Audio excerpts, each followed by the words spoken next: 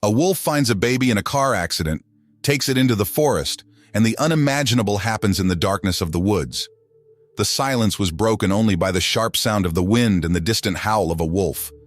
Suddenly, the violent screech of skidding tires and the metallic crunch of twisting metal echoed on the deserted road.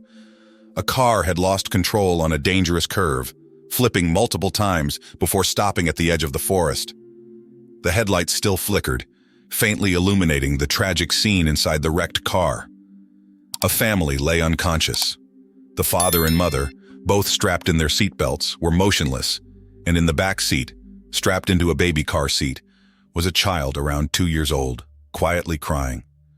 The rain began to fall, making the scene even more desolate. From the heart of the forest, a majestic gray wolf watched everything from a distance. He was the leader of his pack, but that night he was patrolling his territory alone. Curiosity and instinct led him to the edge of the road, drawn by the scent of metal and blood. Slowly, he approached the car. His bright eyes scanned the vehicle's interior, fixing on the small figure that was still moving. The baby was crying, its wide, frightened eyes reflecting the fading headlights. The wolf took another step forward, sniffing the air.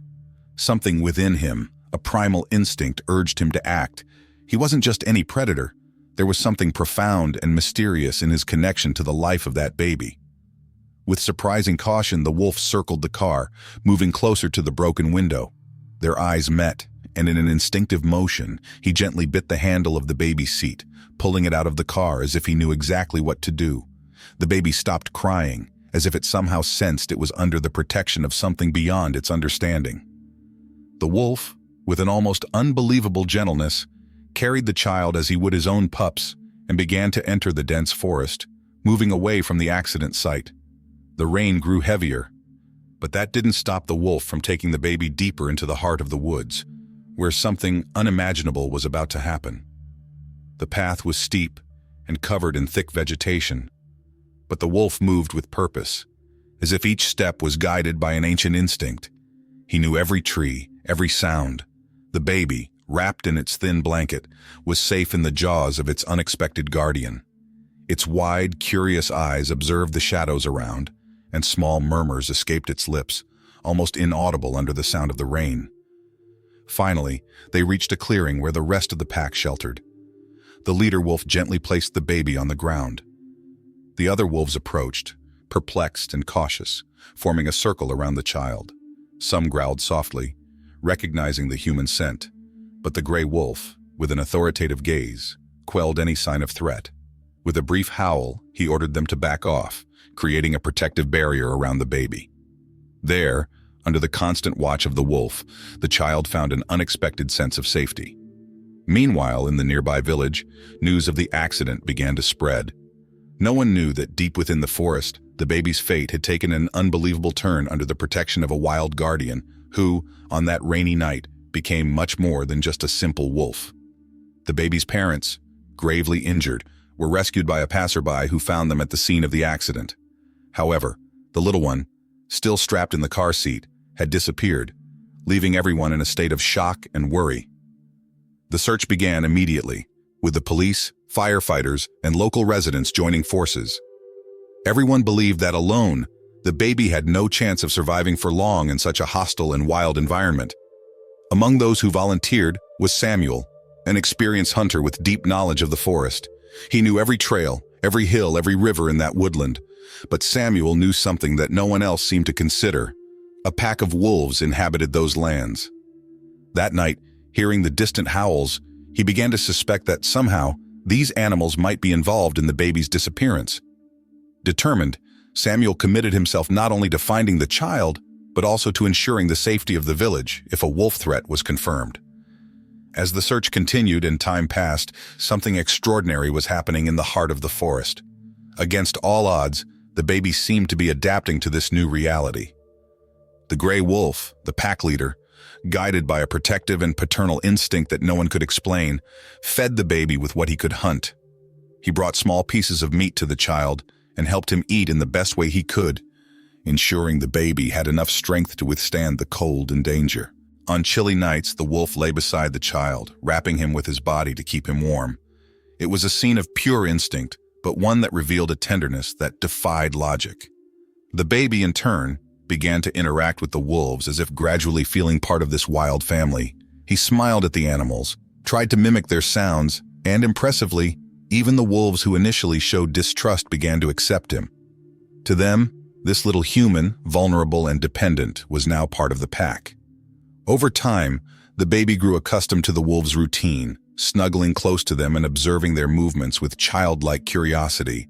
It seemed he understood that, there among the wolves, he was safe. Samuel, guided by his suspicions, followed tracks that led him deeper into the dark forest. With each step, he found wolf prints around areas showing signs of recent activity, but he could not locate the baby. His concern grew, as did his determination to find the child before it was too late. Winter was approaching, making the forest even colder and more inhospitable. Samuel knew time was running out, and the tension between him and the rescue team only grew. Some team members had already come to believe that finding the baby alive was impossible, while others, like Samuel, refused to give up. The urgency of the moment only drove him further, guided by an inexplicable force. On the third night of the search, as a mist blanketed the forest with a cold, oppressive shroud, Samuel drifted away from the group, driven by a mix of desperation and pure instinct. The farther he went, the stronger his feeling that he was closing in on something. Then he heard a sound that sent chills down his spine, a deep, prolonged howl echoing very close to him. His heart raced, but he didn't hesitate. He followed the sound, cautiously moving toward a clearing. In the distance, he saw moving shadows, large and powerful, circling something on the ground. Instinctively, he hid behind a tree, gripping his rifle tightly as his eyes adjusted to the dim light. The scene unfolding before him seemed impossible. At the center of the pack, protected by powerful wolves, something was moving on the ground. Samuel, unable to look away, tried to make sense of what he was witnessing, hardly believing the sight before him. There, in the center of the clearing, was the baby, alive and protected.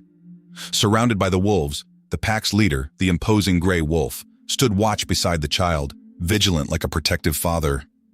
A shock ran through Samuel. What he had feared as a wolf threat now seemed to be the very reason the baby was safe. Samuel found himself standing between two worlds, the human world awaiting the rescue and the wild world where, in a mysterious way, the baby had found protection. He knew that if he advanced, he might frighten the wolves and put the child's life at risk. At the same time, he feared that if he didn't act, the baby wouldn't survive much longer in such a hostile environment, even with the wolves' protection. Confused and with a heavy heart, Samuel withdrew quietly, determined to plan his next step carefully. Aware that the search team leader would never believe his story, Samuel realized that a reckless approach could lead to tragedy.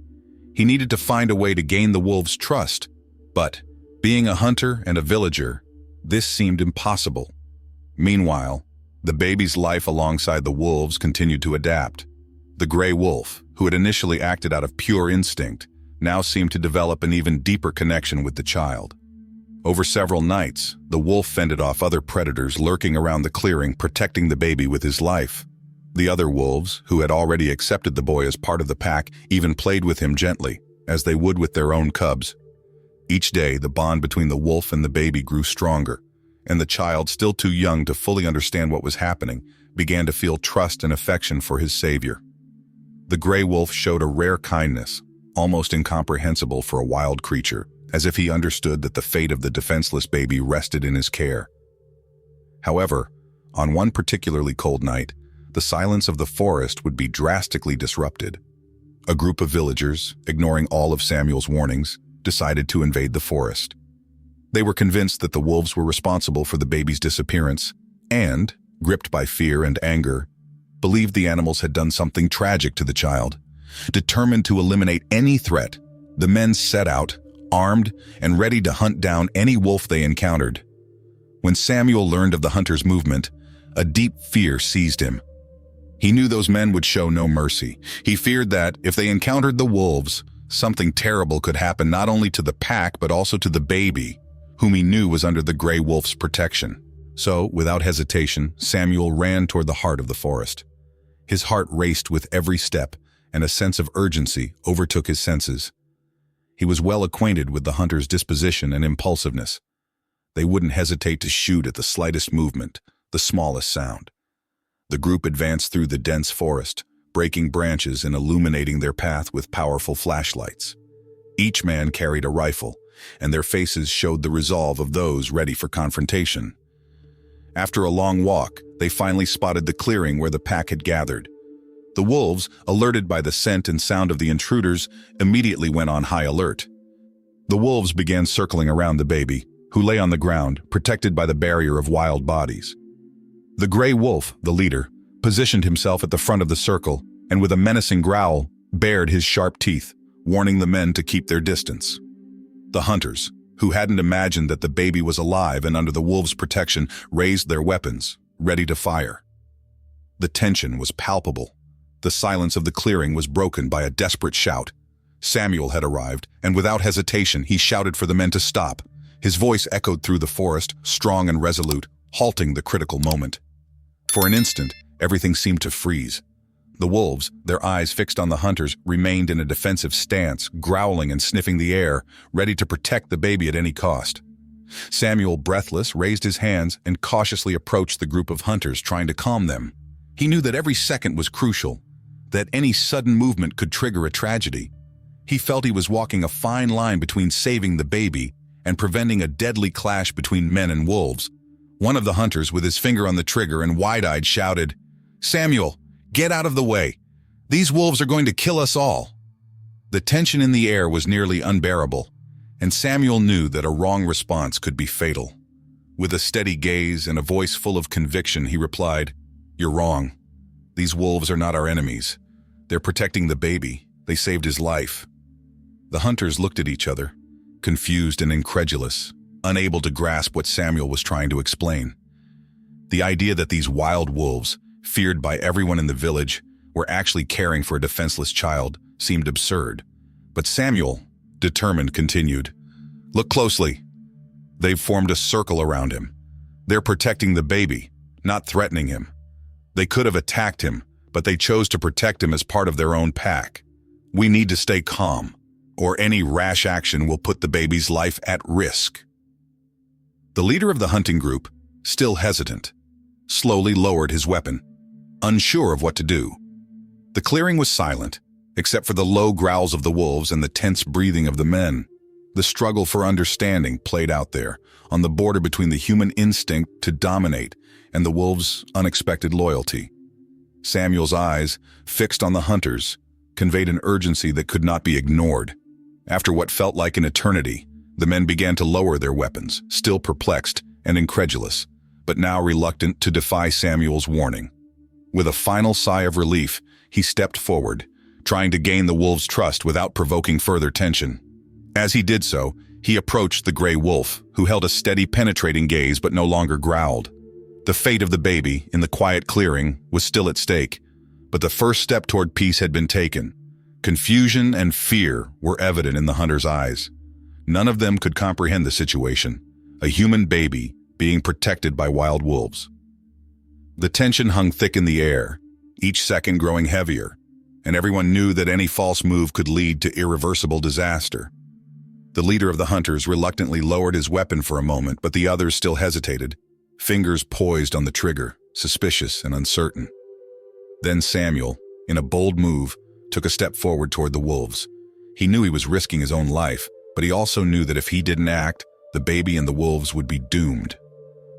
Slowly, with a firm and calm voice, he spoke directly to the gray wolf, trying to convey a peace that could overcome the tension of the moment.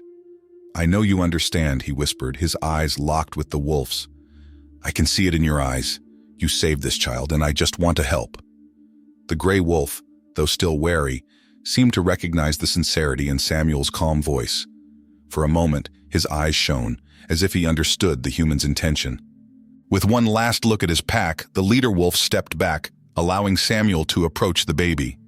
In a slow and careful motion, Samuel picked up the child in his arms, cradling him tenderly.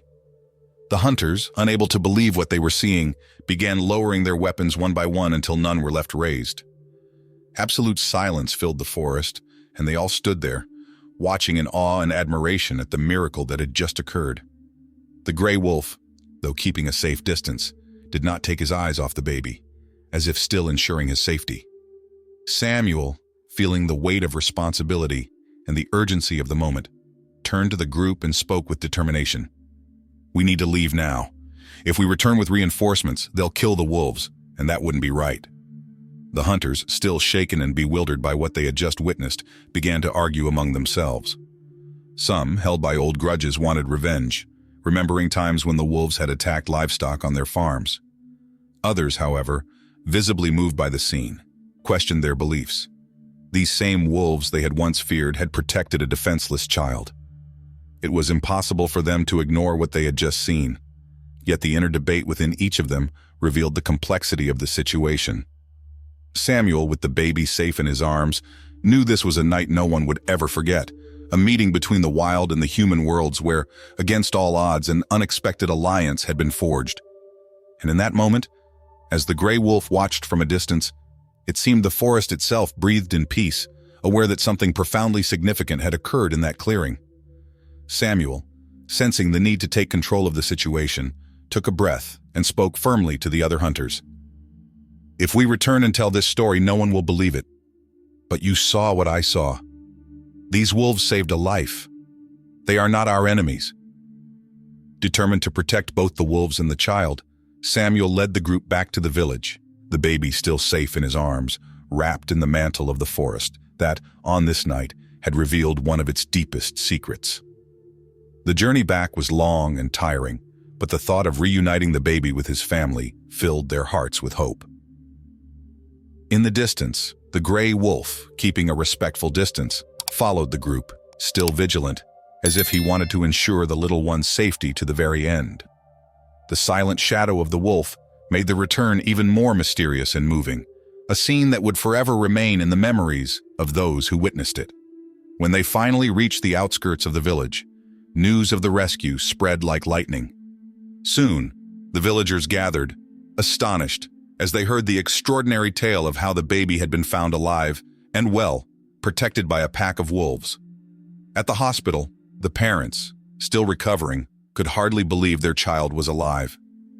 Tears of relief and gratitude flowed as they held their little one close, thanking everyone who had brought him back, unaware of the improbable bond between him and the wolf that had guarded him. As the doctors tended to the baby, and the voices of celebration echoed through the village, Samuel slipped away to a quiet corner, away from the commotion. He knew this story would become a legend in the community, something passed down through generations, but for him, what truly mattered wasn't just the miraculous rescue of the baby. It was the improbable and profound bond that had formed between the gray wolf and the child. There, under the stars and surrounded by the murmur of the forest, Samuel felt a strange peace as he reflected on everything that had happened. This encounter with the wolves wasn't just a survival story. It was a reminder of the mysterious connection between man and nature. At that moment, Samuel knew that his own life would never be the same, that he would always carry with him the image of the gray wolf protecting the baby, a lesson in trust and compassion that, even between such different worlds, had defied everything he thought he knew about instinct and survival. The forest, which Samuel had once seen only as a place of hunting and danger, now revealed itself as a sacred sanctuary, a space where wildlife followed its own laws and mysteries. He knew that the gray wolf would never be just an animal in his eyes. There was something extraordinary about that being, an unforgettable presence that Samuel would carry with him forever. At that moment, he faced challenges not only external but also profound internal conflicts. The decisions he was making now were heavy and challenged everything he believed. Samuel chose to protect the wolves, even knowing it would put him at odds with the prejudices of his fellow hunters and the villagers. His transformation from a wary hunter to someone who now respected and understood the animals was at the heart of this entire experience. More than a story of survival, it was a journey of overcoming the fears and biases that surrounded him. In the days following the baby's rescue, Samuel felt a growing restlessness. Deep down, he knew that the bond he had witnessed between the gray wolf and the boy was something more profound than mere animal instinct. Finally, he decided to complete the circle and return to the forest. This time, his intent was not to hunt, but to see again that wolf who had changed his life. He felt the need to thank the animal and perhaps better understand the mystery surrounding him. So, he went to the place where the accident had occurred, with a mix of reverence and anticipation. The forest enveloped him in a deep silence, broken only by the soft crunch of dry leaves under his steps. And then, a chill ran down his spine. Samuel knew he was not alone. From among the trees, as if sensing Samuel's call, the gray wolf emerged silently, his piercing eyes fixed on him, observing with an almost human depth. Samuel looked back at him with a mix of admiration and respect. Without looking away, he murmured softly, "I knew you would come." And at that moment, as if he could truly understand him, the wolf remained there, silent, gazing at him. It was as if they shared a silent understanding, a mutual respect that transcended language or any barrier between the wild and the human worlds. "I didn't come as a hunter, I came to thank you." Samuel's words echoed through the forest as he kept his gaze fixed on the gray wolf, who stood motionless. There was an inexplicable peace in the animal's stance, as if he truly understood Samuel's intent. Respectfully, he took a few steps back and made a silent bow, ready to leave. But before he could turn and continue his way, the wolf let out a soft howl. It was a gentle sound, yet it carried deep meaning. The message was clear. The bond between them would not end here. As Samuel walked back to the village, he was met by a group of excited villagers discussing strange events in the forest.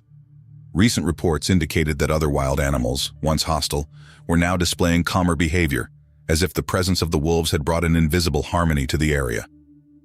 Intrigued, Samuel followed the villagers to a clearing where a group of researchers was gathered. These scientists, who had been studying the local fauna for years, appeared perplexed and were discussing the inexplicable phenomenon unfolding before them. When one of the researchers noticed Samuel's presence, he approached with a serious, curious expression. "You were involved in the story of the baby, weren't you?" asked the scientist, his eyes fixed on Samuel, as if he knew he held a key piece to the puzzle. "We need to talk," the researcher continued. "We've discovered something remarkable. The gray wolf is more than just an animal. It seems he exerts an unusual influence over the other animals in the area, something we can't fully explain." Samuel remained silent, absorbing each word as the researcher continued. "The presence of this wolf seems vital to the balance of the ecosystem here. It's as if he were an essential link, a silent guardian that keeps everything in order. We believe the gray wolf plays a fundamental role in preserving this environment." Samuel, who had witnessed the wolf protect the baby and now heard about its influence over the forest, felt a wave of admiration and reverence grow within him. This animal, once feared and misunderstood, revealed itself to be a vital force, a symbol of harmony and protection. The journey he had started as a hunter now led him to a deeper understanding of the mysterious bond between man and nature. Taking in all the information, Samuel realized that the gray wolf was not only a protector of the baby, but a true guardian of the forest itself. With this new revelation, he found himself faced with a difficult decision. Many hunters and villagers still saw the wolves as a threat, especially after years of clashes with the animals. Samuel knew that if he didn't act quickly, the gray wolf and his pack could be in grave danger. Determined to save those he now considered essential to the forest's balance, Samuel organized a meeting in the village. In front of everyone, he shared what he had discovered about the wolves and their positive impact on the ecosystem. He spoke with conviction about how they had saved the baby and their crucial role in the forest's harmony. However, not everyone was willing to listen. Fear and distrust still lingered among many villagers and hunters, reluctant to accept Samuel's perspective. In the midst of the discussion, the baby's mother, still emotional and grateful for her child's life, stood up and with a firm voice declared, "If it weren't for these wolves, my child wouldn't be alive today. They are not our enemies." Her words, filled with sincerity and gratitude, resonated among those present, touching the hearts of the community. One by one, the villagers began to reconsider, and eventually they agreed to suspend the wolf hunts. Even the hunters, though reluctant, decided to respect the majority's decision and give coexistence a chance. With peace restored between the villagers and the wolves, the forest flourished as never before. Samuel took on the role of the region's informal guardian, dedicating himself to educating the community on the importance of coexisting in harmony with nature. He was now seen as the defender of that fragile bond between man and the wild. The gray wolf, keeping his distance, was sometimes still spotted by villagers, always majestic and enigmatic, like a mystical figure that had become part of local lore. Samuel's relationship with the forest had changed forever. He dedicated himself to protecting wildlife, seeing nature as an ally and no longer as an enemy. Now, every time he looked toward the trees, he knew that somewhere among them, the gray wolf still watched over him, silent and vigilant, maintaining his mysterious presence. If this incredible story touched your heart, subscribe to our channel so you don't miss any of our upcoming exciting videos. Click the subscribe button and activate the bell to receive all notifications. And if this journey of friendship and respect for nature moved you, leave a like. We'll see you for more adventures and stories here on our channel. Until next time.